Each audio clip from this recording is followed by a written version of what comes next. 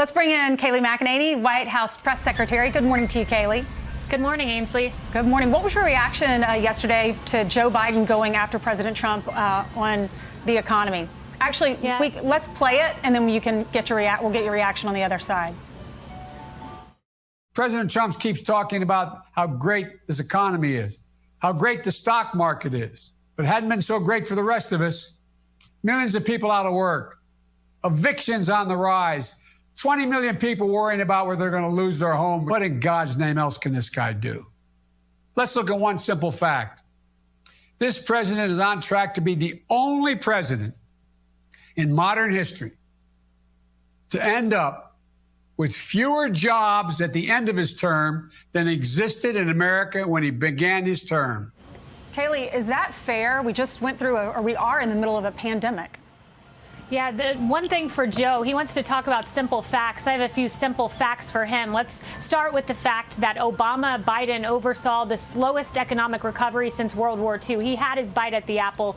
That's what they delivered. Compare that to President Trump's fastest economic recovery in modern history. The CBO told us that we were supposed to have double-digit unemployment until the end of the year.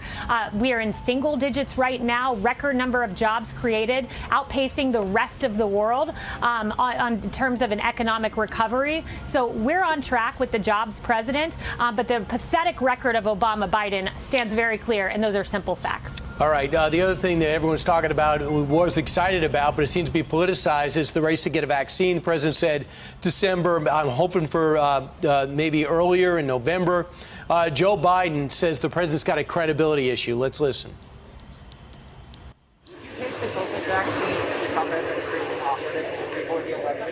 I would want to see what the scientists said. Would you trust that in the FDA, sir? I want full transparency on the vaccine. One of the problems is the way he's playing with policy. Is he said so many things that aren't true. I'm worried if we do have a really good vaccine, people are going to be reluctant to take it. And so he's undermining public confidence. But pray God we have it. If I could get a vaccine tomorrow, I'd do it. If it cost me the election, I'd do it. We need a vaccine, and we need it now, as quickly as we can get it. But we have to listen to the scientists. Was the president going to come up with the vaccine himself, or was he going to depend on the scientists?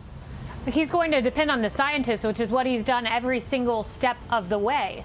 What you see Democrats doing is very, very dangerous. They are literally playing politics with people's lives here by sowing doubt about a vaccine. We have renowned experts over at Operation Warp Speed that are working on this. President Trump has tore through bureaucratic barriers so we can get a safe, effective, and timely vaccine. And once again, compare that to Biden, where they promised a vaccine. They vastly underperformed. And you have Biden's advisor back in the Obama-Biden days saying it's a pure miracle, fortuity, that swine flu wasn't a mass casualty event of our time. You know, Kayleigh, last time you were with us, we asked you about that music. You would think that you would be able to figure out where it's coming from. That's right. Apparently, it's some sort of protest. But what's funny is I don't think the viewers can hear the music, so they think that we're just hearing this music in our heads. No, we can hear it. We can definitely hear it. Hey, you know, clearly the president, as he goes to Jupiter, Florida today, and then to North Carolina as well, he's going to be talking about the environment today down in Florida, where people are very concerned about the red tide and blue algae. But he's also going to be talking about the chaos in the streets and the economy. Now, one of the things that Hogan Gidley put out a statement yesterday talking about the differences between the president and Joe Biden. And one of the things he said was that Joe Biden is promising to raise taxes on more than 80% of taxpayers by $4 trillion. That's a lot of money. On social media, you see people talking about he's going to double our taxes and things like that. Where are you getting that figure? He's going to raise $4 trillion on 80% of the people. Yeah, well, just one simple proposal. Look at the payroll tax. On Capitol Hill, you have a Democrat there proposing to roll back the president's payroll tax forgiveness. This is a huge tax that forgives, that benefits mostly middle and low income workers. And at the same time, we're not touching Social Security because the money is coming out of the general fund to pay for this. Just simply the payroll tax. Democrats will pull that back, and also the Trump tax cuts. But doesn't a majority of the $4 trillion come from people making more than $400,000 a year? Now, when you look at the Trump tax cuts, what they've done is benefit mostly low and middle income Americans as a percentage. And the payroll tax cuts in particular, that's for people making under $100,000. It is a regressive tax. And we know that low and middle income workers, the vast majority of their taxes come from that payroll tax. So that's what this president has prioritized in the midst of a pandemic. And you'll have Joe Biden and others rolling back those Trump tax cuts and not forgiving the payroll tax, which President Trump has promised that he would do. So, Kayleigh, the Senate is heading back to work today. What's the latest on the COVID relief? Yeah, right now, again, it's Nancy Pelosi playing politics. She has been fundamentally unserious every step of the way here. They would ask for a certain number of school funding. We would exceed that amount, and then they would reject it. She's saying she wants $2.5 trillion, but won't say what that money will go to. Democrats want a bailout for blue states.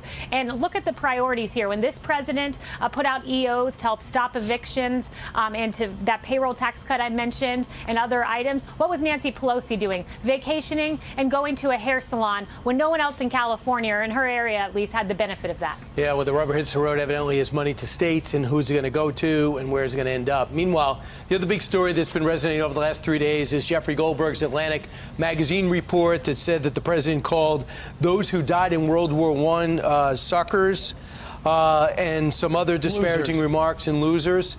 And veterans in particular. He says he has anonymous sources and more are coming forward. We did note John Bolton told Martha McCallum last night, who's not a fan of the president, that it didn't happen and he was there. Zach Fuentes, an aide to General Kelly, says it didn't happen and he was there. Who else was there that you like to hear from? Well, I've heard from enough people. I've heard, in fact, from 19 on-the-record sources who put their names on their testimony. And those 19 sources, more than a dozen of which have first-hand accounts, have dismissed this, said it is fundamentally untrue. You have a liberal activist publication in the Atlantic proffering these absolute lies about President Trump. And again, anonymous, cowardly anonymous sources won't put their name on their allegations, but you have now almost 20 people putting their names on this and saying that this is fundamentally untrue. And this president loves our veterans. I see it each and every day.